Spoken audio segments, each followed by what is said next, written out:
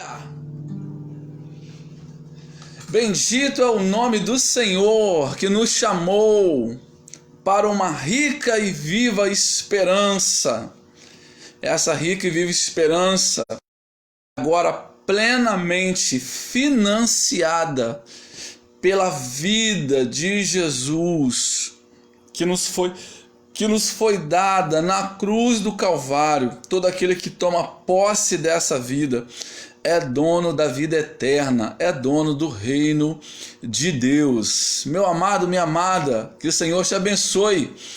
Nesse dia de hoje, quinta-feira, 16 de abril, que a graça poderosa de Deus sobre a sua vida, sua casa, seus sonhos e seus projetos. Bom, vamos dar seguimento aí ao nosso projeto de João, né? Capítulo por capítulo, falando sobre a liderança inspiradora de Jesus no Evangelho segundo São João. Esse evangelho que é tão único, tão particular, né? E que traz uma responsabilidade diferenciada. João trouxe para si a responsabilidade de confeccionar um evangelho relacional. No Evangelho segundo São João, os relacionamentos eles são foco, né? No Evangelho segundo São João, os relacionamentos eles são a base, são o esteio de todas as coisas que Jesus vai falar, vai fazer, vai ensinar e dos milagres que ele vai operar. Bom, nós estamos agora no Evangelho segundo São João, capítulo 11, um capítulo muito conhecido, até mesmo por aqueles que não são crentes, porque quem aqui nunca foi num velório? Quem aqui nunca foi num funeral, nunca foi num enterro e pôde ver aquelas poderosas e famosas inscrições nas coroas de flores, citando João 11, quando Jesus então diz: eu sou a ressurreição e a vida, aquele que vive e crê em mim não morrerá, e aquele que ainda estiver morto ressuscitará. Esses são os versículos, né? Queridos aí pelas empresas funerárias, que sempre usam esse versículo para confeccionar coroas de flores, né? Nos velórios, nos enterros, nos funerais. Bom, João 11 é muito maior do que esses versículos apenas, porque João 11 ele é o epílogo, né? Eu falei aqui ontem sobre a questão do epílogo. Epílogo é aquela palavra final que você encontra no final dos livros. Todo livro começa com um prólogo e todo livro termina com um epílogo. João 11, ele é o epílogo dessa sessão pública do Evangelho segundo São João. Porque João, ele vai ter o cuidado de dividir o seu evangelho em 3 atos, em 3 cenas, né? Ele vai espalhar o seu evangelho por 3 cenários. O primeiro cenário vai do capítulo 1 ao capítulo 11, né? O capítulo 12, que é o cenário público. Do 1 ao 11, a mensagem de Jesus é pública, a sua atuação é pública, tudo que ele faz é para alcançar o grande público, os leigos, as pessoas que a gente chama de as pessoas normais, aqueles que têm uma vida normal. Bom, do capítulo 12 ao capítulo 18 é a sessão privada, né? Você talvez não perceba, mas o capítulo 12, do 12 até o 18, tudo que Jesus fala e ensina acontece num espaço de 24 horas. E do capítulo 19 ao capítulo 21, fala sobre o momento em que Jesus está se entregando na cruz do Calvário, e a grande ênfase então é o diálogo de Jesus com o Pai, né, na cruz do Calvário, as 7 declarações de Jesus na cruz do Calvário, e por isso então é a sessão chamada íntima. Então João ele vai dividir o seu evangelho nesses 3 cenários. O nível privado, né, do 12 ao 18 e o nível íntimo do 19 ao 21. Então vamos lá. João 11, na verdade, é a conclusão daquilo que Jesus vem ensinando desde o primeiro capítulo. Jesus vem com uma série de declarações. Ela quer toda pregação quer produzir um resultado. Portanto, João 11, né? João vai nos fazer questão de mostrar qual é esse tipo de vida que, na verdade, Jesus vem falando, principalmente no capítulo anterior, no capítulo 10, onde Jesus declara, no João 10:10, né? O diabo vem para matar, roubar, destruir, mas eu, Jesus, né? O Yeshua, o Salvador, eu vim para que vocês tenham vida e vida com abundância. Então, João vai pegar o capítulo 11 e vai fazer questão de nos dizer que tipo de vida é essa e quais são as qualidades que essa vida tem.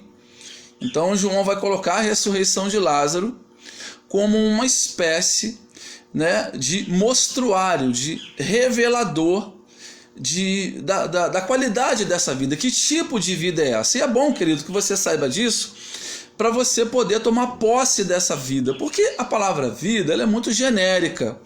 Porque a vida existe no ar, a vida existe na água, a vida existe nas plantas, a vida existe nos animais, a vida existe em todo lugar. Que tipo de vida é essa que Jesus está nos oferecendo? Porque nesse exato momento em que nós estamos aqui, nós nos sentimos vivos. No entanto, filosoficamente, nós mal sabemos a diferença de viver para existir, né? A grande maioria de todos os homens, na verdade, teve a sua vida roubada no Éden, né? Por aquela ação maligna de Satanás no Éden. Quando o diabo, então, manda a mulher comer a serpente, dizendo que ela não... Perdão. Quando a serpente manda a mulher comer o fruto, dizendo que ela não morreria. Naquele momento que ela desobedeceu, ela perdeu a vida, mas ela continuou a existir. Porque o que é vida? Vida é a nossa comunhão com o Criador. Vida é o nosso relacionamento com o Criador, né? Isso é vida. Naquele momento, ela comeu, ela desobedeceu e ela perdeu a vida, mas ela continuou a existir. Então existe uma diferença de existir para viver. Jesus convida, né, no Evangelho segundo São João, capítulo 10, todos os homens a viver, porque a grande maioria de todos aqueles homens estava apenas existindo. Aliás, tirar os homens do plano da simples existência foi também o objetivo do sábado.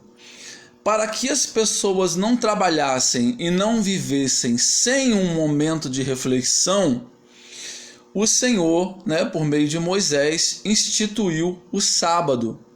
Então, o sábado era um instrumento, uma ferramenta para fazer com que o povo tivesse um dia para reflexionar, para poder entender que era necessário manter um relacionamento com o seu Criador. Por isso, a violação do sábado era severa, né? Aquele que violasse o sábado era punido com a morte. Por quê? Porque Deus estava construindo um ideal no coração dos judeus. Ideal esse que não existia em nenhum outro povo. Bom, João traz de novo esse assunto sobre a vida e a existência no seu evangelho, quando ele diz então que Jesus nos convida para graciosamente herdarmos a vida eterna, a vida plena. A Bíblia, né, segundo uma palavra que eu ouvi de Tiago Brunet, a vida ela é qualificada de duas maneiras. Uma vida você vive na terra e outra vida você vive no céu.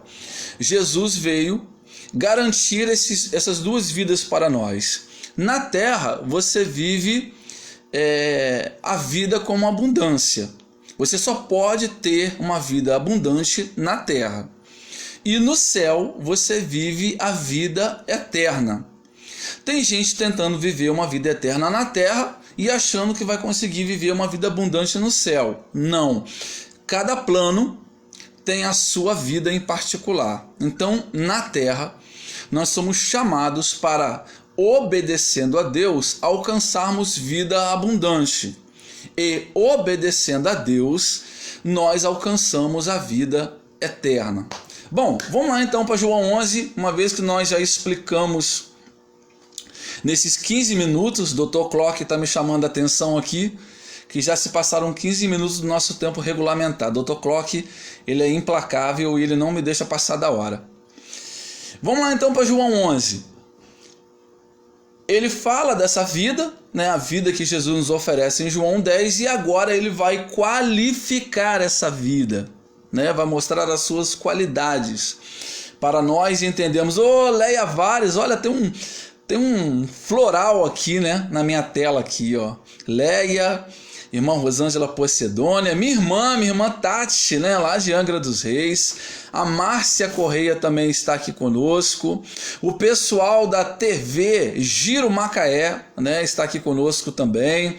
Que Deus abençoe vocês rica e abundantemente. Me ajuda compartilhando aí essa áudio live, me ajuda aí, faz uma sala de vídeo aí, né, para que essa palavra abençoe mais pessoas também. Amém? Então vamos lá. Em João 11, João vai fazer a questão de mostrar para nós as qualidades dessa vida que Jesus nos oferece, né? E essa vida, ela tem 3 qualidades superiores. A primeira qualidade dessa vida que Jesus nos oferece é que essa vida tem um poder para vencer o medo. Jesus estava com seus discípulos, quando então o mensageiro vem dizer: olha, o teu amigo, aquele que tu amas, ele está enfermo. E então, né, ele volta embora e sabe que Jesus vai ao encontro do seu amigo. E os discípulos estão temerosos porque eles já tinham sido ameaçados de morte.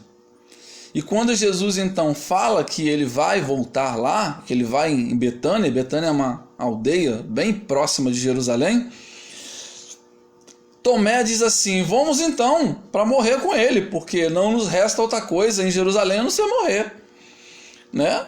Mas Jesus está resoluto, porque a vida que Jesus nos oferece é uma vida que vence o medo. Eu vou falar, irmãos, aqui dos 3 principais inimigos da cristandade em 21 séculos de história, tá? O primeiro grande inimigo da cristandade é o medo. Quantas pessoas ocultaram o seu amor por Jesus ao longo da história por causa do medo?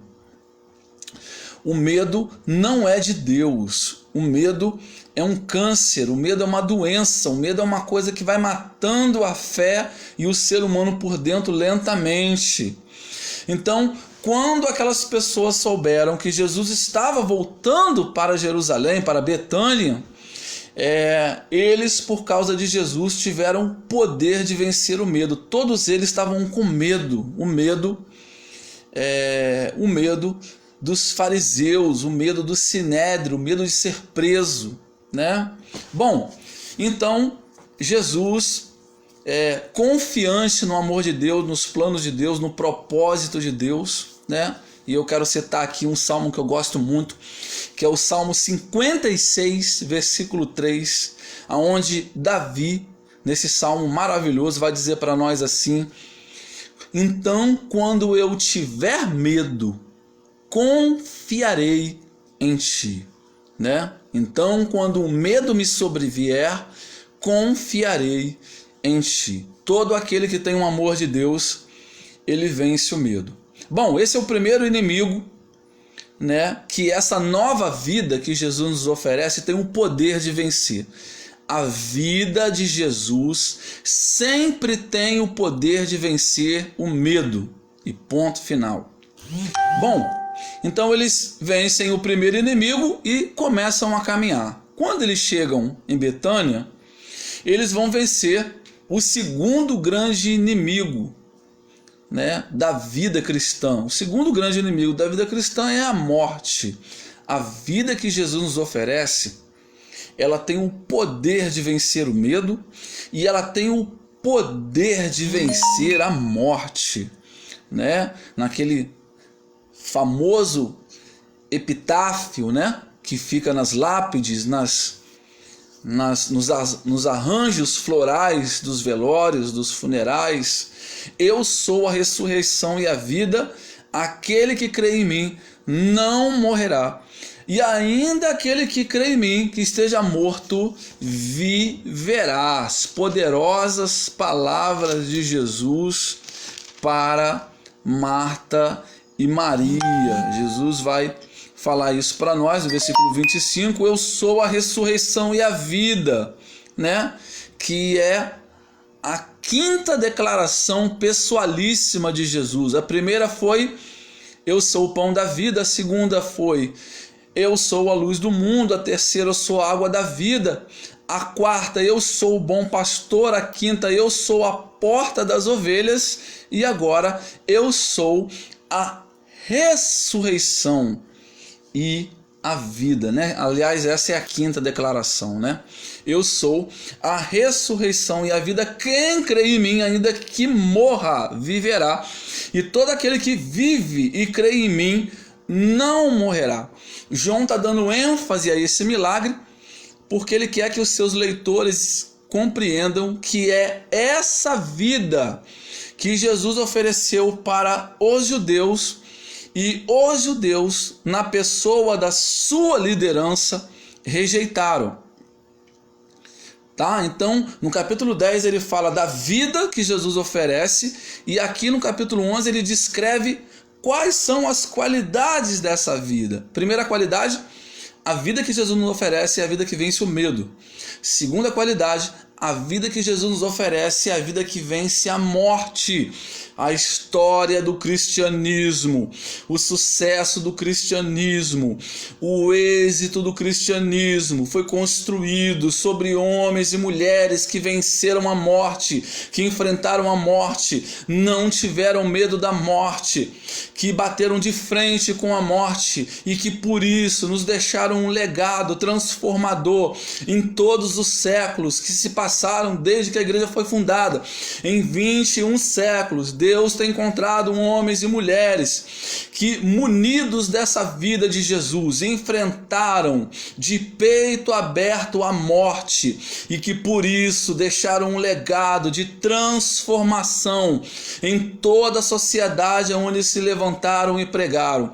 Legado esse que tem beneficiado homens, mulheres e crianças e idosos ao longo de séculos de história cristã e particularmente nos últimos 2 séculos de história dos homens. Bom, Jesus então diz que a vida que ele nos oferece, a segunda qualidade dessa vida, é a vida que vence a morte. Bom, o Senhor Clock está mandando eu adiantar porque já se passaram 24 minutos. Vamos lá. A terceira qualidade dessa vida que Jesus nos oferece é que ela tem poder de vencer a violência. Amém? Primeira qualidade dessa vida: essa vida vence o medo. Segunda qualidade dessa vida: essa vida vence a morte. E terceira qualidade dessa vida: essa vida vence a violência, né? Nós temos grandes movimentos mundiais que foram organizados pela igreja, né? Grandes batalhas continentais, regionais, que foram protagonizadas pela igreja. A igreja venceu sem levantar uma espada. A igreja venceu sem dar um tiro sequer. A igreja venceu sem matar uma pessoa sequer. Por quê? Porque Deus nos deu o poder de vencer a violência. Para a gente poder ilustrar essa verdade, eu vou terminar falando de Martin Luther King, né? O pastor batista americano, que foi um dos ícones, né? Juntamente com Rosa Parks, porque na verdade o grande nome, né, da luta pelos direitos civis americanos, na verdade é Rosa Parks, né? Rosa Parks foi a grande âncora do movimento, e o pastor Martin Luther King foi a voz, né? A voz desse movimento.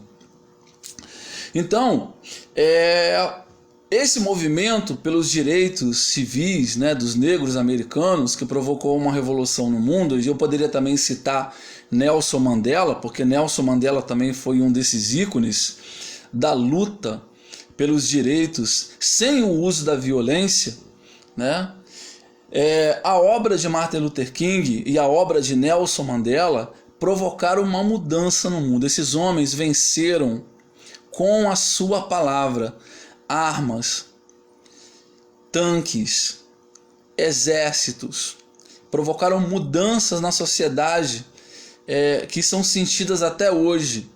Trouxeram a sociedade para um nível que nunca mais as coisas voltarão a ser como era antes deles, né? E todos esses homens fizeram o que fizeram porque receberam o poder da vida de Cristo. Cristo mudou o Ocidente, Cristo mudou as relações, Cristo mudou os relacionamentos, Cristo mudou a maneira como os homens lutam, como os homens creem, como os homens acreditam.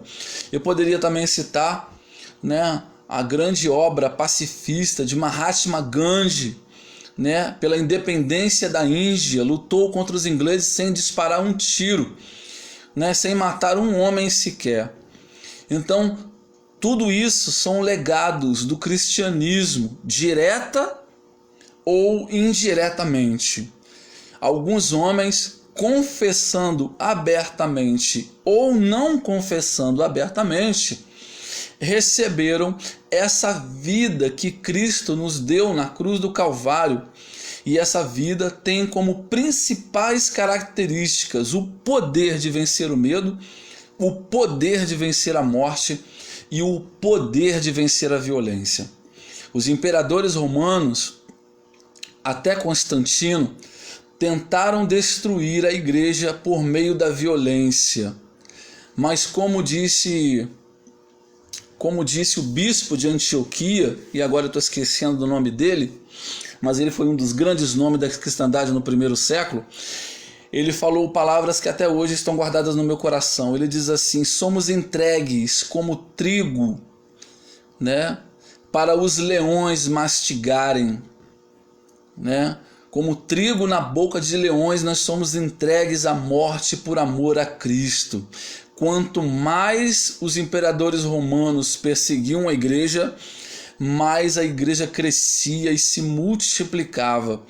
Porque essa vida que Jesus nos deu na cruz do Calvário, ela tem como principal característica o poder de vencer também a violência.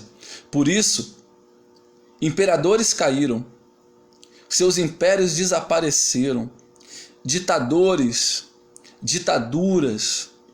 homens fascínoras, assassinos perseguiram a igreja ao longo da história. Eles morreram, seus governos acabaram, o povo conheceu a liberdade, conheceu Cristo, e Cristo permanece reinando para sempre. Antes de Jesus voltar, e eu tenho certeza disso, nós vamos assistir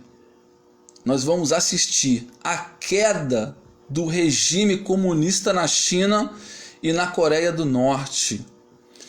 A igreja chinesa hoje é uma das mais vivas e mais poderosas do mundo. Mesmo sob perseguição, a igreja da China é uma das igrejas que mais cresce.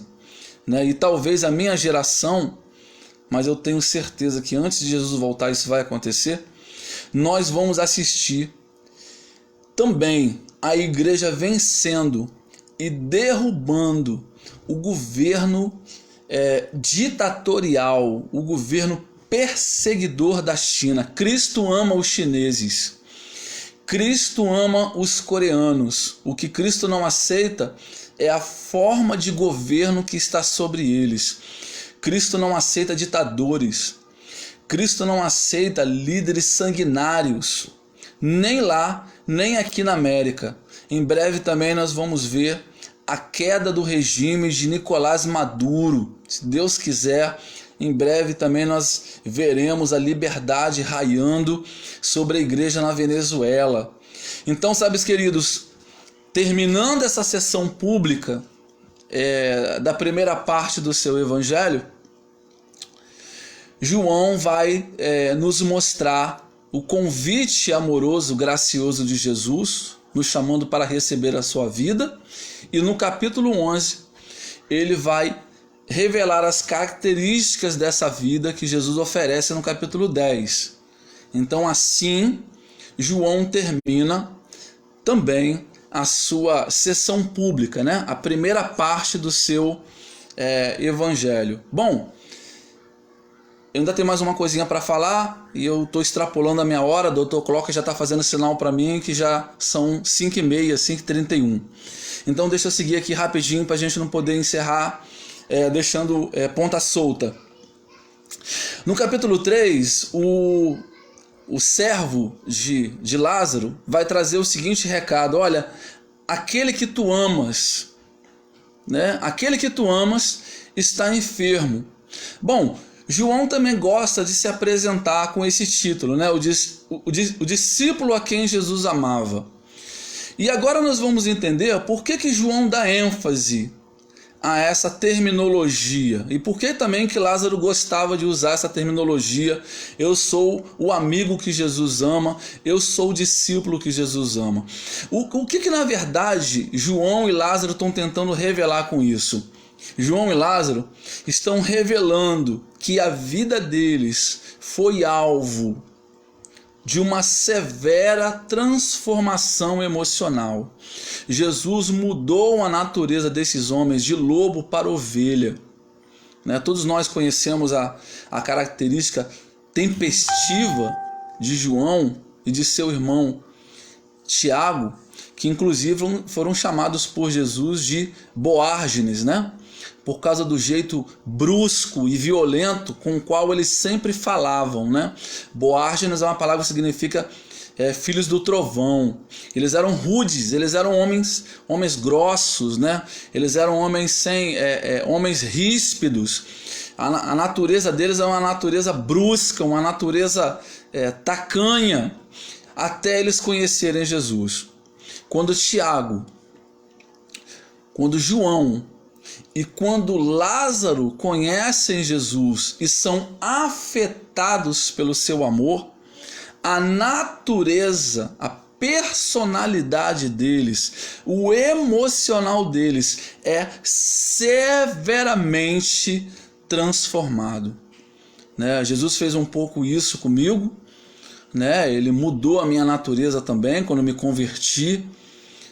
Eu me tornei uma pessoa muito mais pacífica, muito mais tranquila, né? Mas eu conheço pessoas, tenho esse testemunho de pessoas que tiveram uma transformação semelhantes a essa, pessoas que eram violentas, iracundas, briguentas, estavam sempre arrumando confusão, arrumando problema. Quando conheceram Jesus, tiveram uma transformação completamente radical.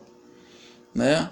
Por isso, né, e essa é a ênfase de João e de Lázaro ao se explicitarem, ao se revelarem, né, ao se apresentarem como aquelas pessoas a quem Jesus ama. Eles não estão dizendo assim: eu sou melhor do que você, eu sou mais especial do que você, ou eu sou uma pessoa tão tranquila que por isso ele me ama mais. Não, eles estão dizendo isso, dando testemunho da transformação que eles sofreram na sua personalidade, né? De como Jesus transformou eles. João ali abre mão do seu nome para se apresentar como discípulo a quem Jesus amava, como quem diz assim: importante não é quem eu sou, importante é o que ele fez em mim. Quando João e Lázaro se apresentam como aqueles a quem Jesus ama, eles estão dando ênfase à obra de Jesus, né? Dando ênfase ao que Jesus fez neles, ao que eles eram antes e ao que eles são agora, né? Isso é tão importante no contexto do Evangelho segundo São João, que ele abre mão do seu nome para mostrar como ele agora era um homem diferente por causa do amor de Jesus. E aonde ele chegava, ele sempre dizia: eu era João, mas agora eu sou o discípulo a quem Jesus ama. Veja como ele me transformou. Veja como antes eu era noite, agora eu sou dia. Veja como antes eu era fome, agora eu sou o alimento. Veja como antes eu era a doença, agora eu sou a cura. Veja como antes eu era ignorância e agora eu tenho a palavra da vida. É esse o sentido que João e Lázaro estão tentando dar ao se apresentarem como pessoas que foram amadas por Jesus. O sentido de terem as suas vidas poderosamente transformadas de dentro para fora. Amém, queridos? E assim nós terminamos então essa sessão, a sessão pública do Evangelho de São João, a partir do versículo 12. Todas as coisas vão acontecer no período de 24 horas, E amanhã, se assim o Senhor nos permitir, nós voltamos então para dar seguimento a esse projeto. Quero mandar um abraço aí para Érica Dantas. Érica, que o Senhor te abençoe ricamente. Eu estou vendo a Alice aí, Alice Vares está por aí também.